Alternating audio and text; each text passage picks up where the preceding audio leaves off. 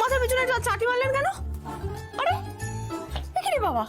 না, এই যে তুমি বললে মাথার পিছনে কেন চাটি মারলেন, তাই মাথার সামনে মেরে দিলাম, শোধবোধ হয়ে গেল। আমি কি করেছি বলুন তো আপনার? ওটাই তো প্রবলেম, কিছু করছো না তুমি। সারাক্ষণ এদিক ওদিককার কাজ, আলতু ফালতু কাজ সব সময়। আর মেন প্রাইমারি ফোকাসটা কি হওয়া উচিত? না, প্রমাণ জোগাড় করা, নিজেকে নির্দোষ প্রমাণ করা। নইলে কি প্রমাণগুলো কি আকাশ থেকে পড়বে নাকি অটোমেটিক সব? শোনো জোনাকি বিশ্বাস, একটা কথা মনে রেখো, নিজেকে যদি নির্দোষ প্রমাণ না করতে পারো, বিয়েটা ভেঙে যাবে। বিয়েটা ভেঙে যাবে।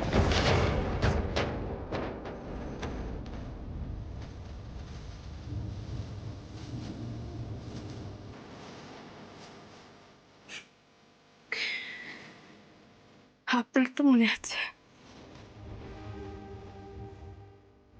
তাতেই হবে।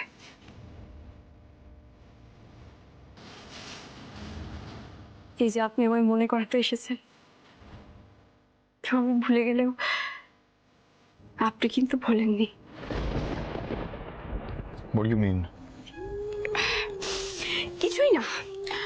না, এবার আমাদের বসতেই হবে। শুনুন মিত্তির গোয়েন্দা, আমাদের না ওই ভিডিওটা বার কয়েকবার দেখতে হবে।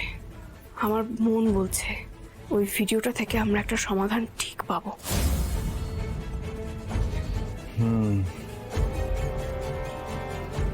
তাছাড়া আর একটা কাজ আছে,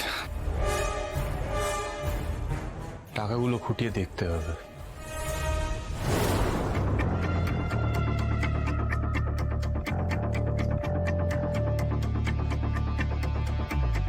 বাবা, দুজনে কি এত আলোচনা করছে?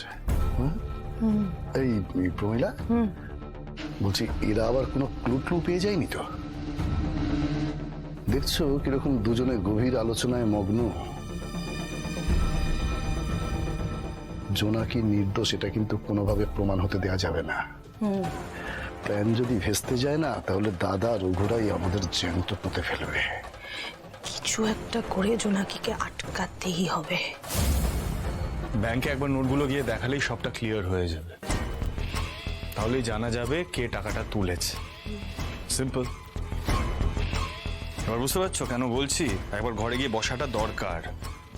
তুমি চাও তো নিজেকে নির্দোষ প্রমাণ করতে নাকি? মানে দেখে তো মনেই হচ্ছে না সেরকম কিছু। না না, ঠিক বলেছেন। আমি ঘরে ওয়েট করছি, আসো তাড়াতাড়ি।